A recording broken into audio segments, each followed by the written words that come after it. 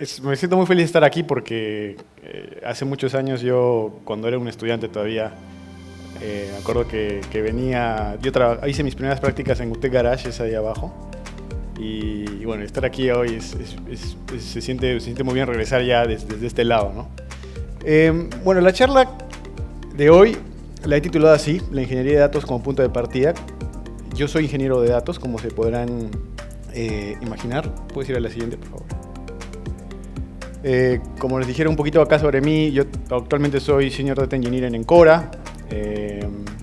Trabajo ahí en un proyecto en fondo de inversiones que se llama Guggenheim Partners. Y también tengo una startup en la que soy CTO. Se llama Superdatados y nosotros hacemos Business Intelligence para el comercio exterior. Y antes he trabajado en algunos proyectos, igual como Data Engineer en Globant, BCP, en Disney. Y cuando a mí me preguntan qué es la ingeniería de datos, me gusta explicarlo con esta imagen.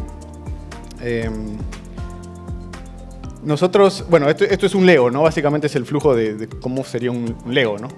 Entonces, al principio tienes las piezas todas desordenadas, ¿no? Luego ya las ordenas por formas, luego ya las distribuyes mejor y ya haces algo útil, digamos, ¿no? Entonces, en el mundo de la data es un poco así lo que hacemos, ¿no? Digamos que los ingenieros de datos, lo que hacemos es las tres primeras cosas. Nosotros recibimos data que está desordenada, de distintas fuentes, en distintos formatos, y nuestro trabajo es un poco ordenarla, procesarla, la ordenamos y la dejamos de cierta manera lista para que luego vengan los científicos de datos y hagan sus modelos, o incluso podemos ya hacer data de producción que podamos mandar hacia una base de datos transaccional y alimentar una web o hacer BIs, ¿no? Entonces, en cualquier proyecto de data, si hay un perfil que siempre se va a necesitar es el ingeniero, ¿no? El ingeniero es esencial, ¿no? Y el tipo de herramientas que nosotros usamos para eso, bueno, lenguajes de programación, Python, SQL, Spark, Scala. Nosotros usamos, una de las dificultades del ingeniero de datos es la cantidad de data que manejas, ¿no? Entonces tienes que utilizar herramientas que te permitan procesar una cantidad enorme de datos, ¿no? Entonces para eso Spark, por ejemplo, es muy útil. Y ahora lo que se usa mucho son las plataformas de datos, ¿no? Por ejemplo, Databricks, Snowflake, Synapse, Fabric. Las plataformas de datos te dan todo un set de tools para que tú hagas todo el trabajo relacionado a data, desde almacenamiento, procesamiento, creas tus pipelines de datos, puedes crear tus data lakes, puede ser machine learning, puede ser AI, o sea, estas plataformas ya están pensadas para todo eso, ¿no? Y uno diría, a ver, claro, como profesional del mundo del software, tenemos distintas especialidades, ¿no? Esta es la mía, y este es en lo que paso la mayor parte del tiempo, digamos, ¿no? Pero hoy en día ya eso está cambiando un poco, porque hoy en día ya tenemos herramientas como un Cursor, por ejemplo, o un Antigravity, ese nuevo IDE de IA que es Antigravity, o también tenemos bueno, los chats que podemos usar de IA.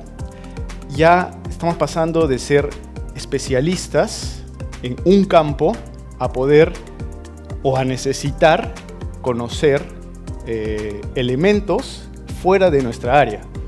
Y esto puede sonar un poco a que nos estamos desconcentrando, pero no. Las herramientas nos están permitiendo hacer eso, nos están permitiendo extender un poco nuestro campo de conocimiento, ¿no? Y yo quiero hablarles un poco que eso, o sea, conocer otras áreas dentro del mundo del software puede hacerte mejor en tu propia área. ¿Okay? Y para contarles un poco de eso, obviamente relacionado al mundo de datos, quiero contarles un poco una experiencia que he tenido recientemente, que ha sido construyendo la parte tecnológica de mi startup. Y para eso quiero, bueno, inicialmente hablarles un poquito de qué es lo que hacemos nosotros, ¿no? O sea, nosotros lo que hacemos es tomamos datos de las aduanas de varios países de Latinoamérica, datos de importaciones y exportaciones. Nosotros procesamos esa data, la estandarizamos y luego hacemos productos con esa data. Podemos vender tablas, por ejemplo, podemos crear dashboards, podemos crear reportes, podemos crear de pronto algún Excel especializado, por ejemplo, para el mercado de agricultura, para el mercado de automóviles, importaciones, exportaciones de automóviles, por ejemplo. Entonces, eso es un poco lo que hacemos. De hecho, mis socios venían haciendo este proceso de manera manual. Ellos iban a las fuentes, descargaban los Excels de importaciones, exportaciones de aduanas y manualmente iban categorizando cada fila. Entonces, ya cuando nos juntamos dijimos, oye, esto lo podemos automatizar con IA, ¿no? Pero como era una enorme cantidad de datos, obviamente necesitábamos herramientas que iban más allá de una base de datos tradicional, ¿no? Necesitábamos herramientas de Big Data, que son las que les he presentado un poco antes, ¿no? Entonces, este era un poco el desafío inicial que teníamos. Y usualmente cuando les pasará a ustedes también, cuando tienen una idea y quieren implementarla, lo primero que hacen es empezar desde la parte que ustedes saben, ¿no? Desde la parte que uno sabe. Entonces, mi parte, la parte que yo sé, es el tema de data, ingeniería de datos. Entonces yo dije, ok, voy a empezar este proyecto. Si bien es cierto, vamos a necesitar una web después, vamos a necesitar una API, vamos a necesitar un frontend. Vamos a comenzar primero por lo que yo sé, ¿no? Y lo primero que me tocó a mí hacer es elegir una plataforma de datos, que es donde yo iba a tener todo el tema de mi data, donde yo iba a extraer la data de las aduanas y donde la iba a procesar y la iba a tener lista para ser consumida después, ¿no? Entonces, hice mi análisis de cuál plataforma me convenía más y elegí Databricks, ¿no? De hecho, en ese tiempo yo venía trabajando mucho con Databricks y bueno, además la sabía usar, así que me pareció la mejor opción, ¿no? Y este tipo de plataformas de datos, tú puedes provisionarlas en los proveedores de cloud, ¿no? O sea, Databricks puede estar en GCP, puede estar en AWS, puede estar en Azure. Entonces yo la provisioné en AWS, ¿no? Y bueno, la idea ahí era no, digamos, desperdiciar, entre comillas, mi tiempo en temas de infraestructura. Así pensaba inicialmente. Así que solamente me dediqué a provisionar esto y usé una plantilla de AWS que me provisionaba esto rápidamente. Con 2 clics ya tenía la plataforma y me dediqué a hacer el tema de data y la terminé, ¿no? Y ahí comenzó recién el verdadero trabajo, porque claro, yo había terminado la parte de data y para mí era suena lo que era lo más importante, pero claro, hay cosas alrededor que no había contemplado, ¿no? Y ahí entró la fase de reconstrucción de todo, ¿no? Primero, una vez que tenía la data, obviamente iba a construir una API para poder leer esa data y luego que esa API provea la web. Pero cuando me puse a analizar cuánto me iba a costar enviar data directamente de Databricks hacia mi API, era carísimo, ¿no? Carísimo. O sea, no podía usar Databricks como una fuente transaccional de mi API, ¿no? En ese tiempo yo trabajaba en Disney y ellos sí lo hacían, pero claro, ellos tienen millones de dólares de presupuesto, pues, ¿no? Yo estaba bootstrapeando con mi salario nomás, ¿no? Entonces, bueno, me tocó ahí pensar una solución y obviamente un primer aprendizaje, que es que las plataformas de datos pueden ser muy caras para usos transaccionales, ¿no? O sea, van a ser caras para usos transaccionales. A menos que tengas un presupuesto muy grande, obviamente, en el que ya migrar a una base de datos transaccional no valga la pena el esfuerzo, porque tienes el presupuesto.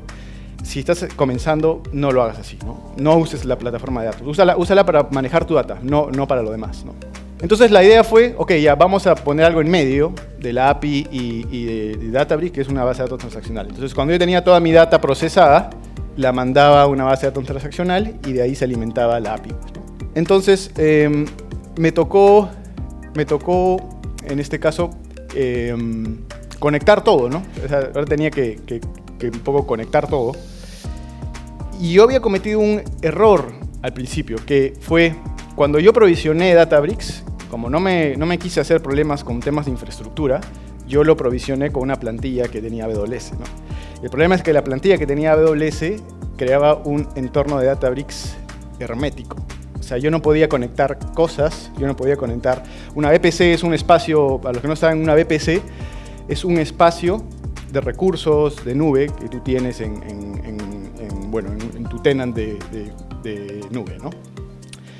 Y yo tenía una VPC que encerraba mi Databricks y yo quería poner, si yo quería poner mi RDS y mi ECS, que era mi base de datos, y mi app, y bueno, mi contenedor donde tenía mis APIs en esta VPC, no podía. Y no podía conectarlas tampoco, ¿no? O sea, tenía que salir la data a internet para poder conectar. Entonces, lo que decidí fue, tengo que rehacer Databricks, ¿no? Obviamente tenía el código, el tema de la data y todo, pero hubo que volver a provisionar todo manualmente. Y bueno, esa fue otra enseñanza, ¿no? Que una VPC por defecto, a veces nosotros cuando provisionamos recursos de nube, ellos tienen plantillas con las que nosotros podemos provisionar muy rápido, pero el problema es que esas plantillas son pensadas para testeo, o sea, no son para temas productivos, ¿no? Entonces, cuando tú vayas a hacer ya quieres hacer un proyecto que sabes que va a ir a hacer un producto, por ejemplo, contempla eso primero, contempla tu infraestructura primero. Entonces, bueno, al final tuve que rehacer Databricks, creé una VPC y dentro de esa VPC provisioné mis dos otros recursos. Y un tema luego, como lo había provisionado yo manualmente, me di cuenta de algo. Databricks es básicamente una plataforma, como mencioné, pero Databricks usa recursos del proveedor donde tú lo provisiones, ¿no? En este caso, Databricks, si lo provisionas en AWS, te va a usar un S3 como su capa de almacenamiento, ¿no? Entonces, ¿qué pasaba?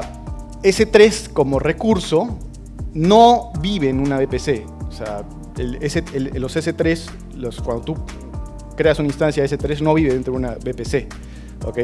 Entonces, cuando yo empecé a correr mis pipelines, empecé a ver cómo mi cuenta subía, ¿no? De AWS. Y era porque toda la data que yo, o sea, como la capa de almacenamiento de Databricks es en S3, toda la data que yo trabajaba en Databricks salía a internet para luego irse a S3, más allá de que esté en el mismo proveedor de nube. Entonces, eso, cuando hablas de un proyecto chiquito no pasa nada, pero cuando estás hablando de un montón de data, duele, ¿no? Entonces, bueno, ahí lo que hubo que hacer, menos mal encontré una arquitectura que proponía Databricks, en la que había un componente de las VPCs que se llamaba S3 Gateways, que te permitía decir, oye, todo el tráfico que salga de la VPC que vaya a S3, pásalo por este gateway, este de aquí, y no por internet. Entonces, hice eso, implementé eso, y ya vi como la cuenta ya no subía, ¿no? Entonces, ese fue otra enseñanza, ¿no? Si no controlas la red y los endpoints, servicios como S3 van a accederse por rutas públicas, es decir, van a salir a internet, ¿no? Entonces, son cosas que, claro, cuando es un proyecto pequeñito, estás haciendo pruebas, no duele tanto, no se siente, son sentados, pero cuando estás hablando de Big Data, es un temón, ¿no? Es un temón que tienes que tomar en cuenta, ¿no?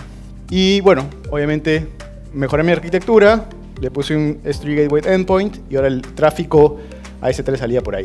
Y bueno, ahora hubo un tema más que aprendí que quiero hablarles, que es cómo operaba un poco el sistema, ¿no? Un usuario venía y solicitaba data, ¿ok? Y esa solicitud se iba a la API. Y de la API hacía un query a la base de datos transaccional y si es que estamos hablando de mucha data, ¿no? Entonces, si es que hacía una sola llamada, obviamente la base de datos iba a colapsar, ¿no? Porque era demasiada data la que tenía que enviar.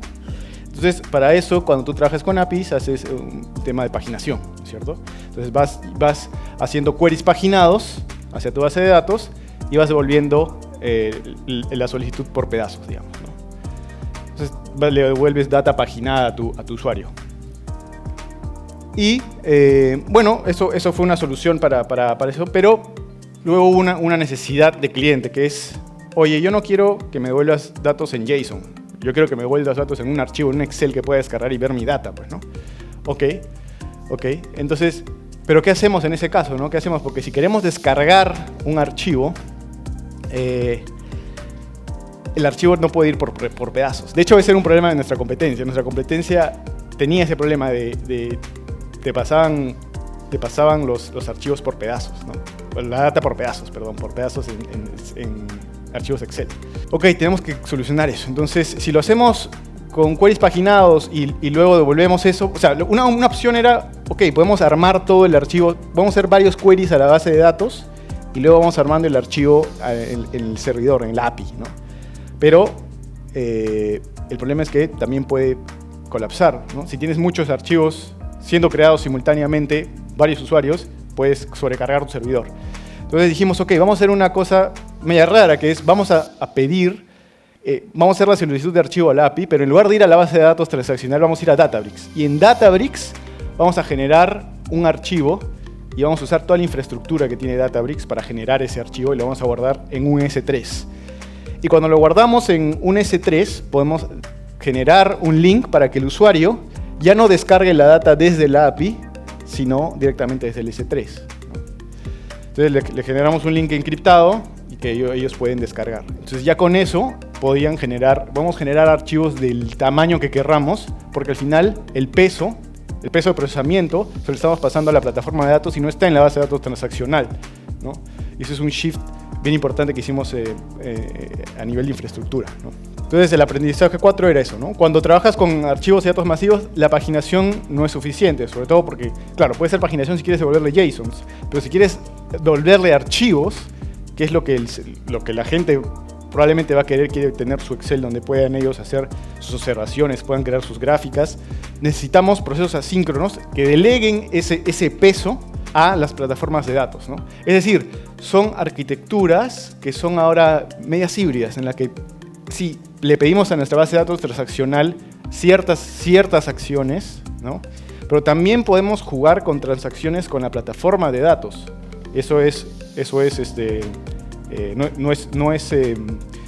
No suena muy intuitivo, pero se puede hacer, ¿no? Y bueno, nuevamente, algo que quería compartirles aquí es que al final, claro, me tocó a mí aprender un poco fuera del tema de la data. Me tocó un poco ir más allá de mi especialidad, que es ingeniería de datos, meterme más al tema de infraestructura, al tema cloud, tema backend, tema APIs. Y como les decía, ¿no? O sea, hoy de alguna manera vamos a convertirnos, o sea, si vamos a hacer nuestras especialidades, podemos elegir nuestras especialidades y estudiarlas y ser buenos en esas especialidades, pero vamos a convertirnos un poquito en project managers porque tenemos herramientas que nos permiten hoy en día, sí, no hacerte un proyecto completo, pero sí bosquejarte un proyecto, ¿no? Un proyecto que no solo es la data, sino el tema de backend, frontend, entonces tenemos que tener un poco de nociones. Y bueno, eso es un poco lo que les quería compartir. Yo comencé desde la ingeniería de datos, pero pueden comenzar sus proyectos desde la especialidad que ustedes tengan, cloud engineering, desde ciberseguridad, y el mensaje es el mismo, ¿no? O sea, cuando empiecen un proyecto, empiecen desde su área, pero siempre vayan integrando conocimientos de las otras áreas, porque los va a hacer eso mejor en sus propias especialidades. Y nada, ese es mi contacto. Si quieren escribirme una consulta y si tienen preguntas también estoy abierto a responder. Gracias. Como comentaste tu formación desde ingeniero de datos, y claro, ya estás viendo temas del propio networking dentro de una nube, ¿no? Mi pregunta es qué tanto fue la curva de aprendizaje que te tomó a nivel de tiempo y claro, con qué recursos o herramientas te apoyaste como para entender esos conceptos que son bastante amplios realmente, ¿no? Sí. A ver, en realidad, herramientas que he usado para esto, las de IA, básicamente. Empieza por ahí, ¿no? O sea, si siempre que tengas una pregunta sobre una duda de infraestructura, empieza por ahí y luego ya vas cotejando con la documentación que haya, de repente con algún foro, con algún... A mí este tema, a ver, no te puedo decir un tiempo exacto, de hecho sigo aprendiendo todavía, ¿no? O sea, sigo integrando conocimientos de cloud, pero yo un poco iba o sea, al final te vas a topar con un problema busca la manera de resolverlo. Ya sea nuevamente buscando con las herramientas de IA o con recursos, con documentación, resuélvelo y anda al siguiente. O sea, siempre va a ser así, siempre va a ser así. Yo sé que probablemente hayan detalles en mi arquitectura que todavía no están correctos o se pueden mejorar y voy a seguir mejorándolos, ¿no? Entonces, más que prepararte, yo digo, ponte a fallar, ponte a probar, ponte a ver si sube un poco la cuenta del tenant, caballeros. Para eso hay free tiers que te da AWS y todos los recursos de nube. Pero es una cosa que vas a ir aprendiendo en el camino, diría yo, ¿no? No hay una forma ideal de aprender más que haciéndolo, ¿no? Muchas gracias. Quería consultarte sobre el volumen de datos en términos de peso que cada uno de tus clients o providers está gestionando. Y si usas la misma instancia para todos los clientes o usaste el concepto de tenant para cada cliente. Usamos un mismo, o sea, nosotros, la ventaja que te da la plataforma de datos es que te puedes conectar desde ahí a APIs y un poco centralizar entre comillas, porque tienes una interfaz, digamos, centralizada, pero al final por debajo las plataformas te distribuyen la data en varios nodos. Entonces, esa es un poco la otra pregunta era... El volumen de datos. El volumen de datos. A ver, mira, nosotros... depende del país, ¿no? Ahora en el Perú, por ejemplo, como ya entró el tema del puerto de Chancay, ahora sí hay mucha data, ¿no? Estamos hablando de unas decenas de gigabytes a la semana, ¿no?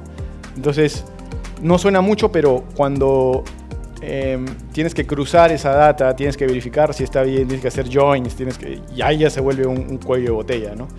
Entonces, varía mucho entre países, pero yo te diría que ahora Perú es uno de los más fuertes, ¿no? Hola, ¿qué tal? Hola.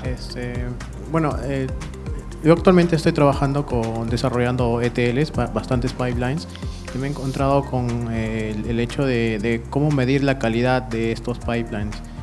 No sé si Databricks te permite esa facilidad de monitorear un poco de observabilidad de cómo rinden los ETLs y qué estrategia a tomarlo, ¿no? O sea, ahí la calidad la puedes medir, o sea, hay varios factores, ¿no? Un tema es el tiempo que te demora tu pipeline, ¿no? Obviamente el tiempo está ligado de pronto a la cantidad de data que estás procesando o el tamaño del clúster que estás utilizando. El clúster es, cuando haces Big Data, distribuyes la carga en varias computadoras, ¿no? En varios servidores. Entonces, yo creo que es ver si realmente estás usando la capacidad de tus clústeres, ¿no? O sea, si estás provisionando un clúster de, no sé, por decir, de 5 nodos, que estés usando los 5 nodos es como debe ser, ¿no? Si estás usando de pronto 2 nodos, significa que estás sobrecargando 2 servidores y 3 los tienes ahí flojos, ¿no? Entonces, sí, Databricks te da la opción de, no observabilidad como tal, digamos, pero sí te da la opción de poder ver pipelines, los pipelines funcionando, digamos, en tiempo real, te da logs. Spark como capa como framework de Big Data tiene una UI donde tú puedes ver cuánto está trabajando cada nodo, puedes ver las tareas que está ejecutando cada nodo. Entonces, de alguna manera sí, ¿no? Sí te da opciones de poder ver. Y sí, pruébenla, ¿no? Igual Snowflake también es muy buena.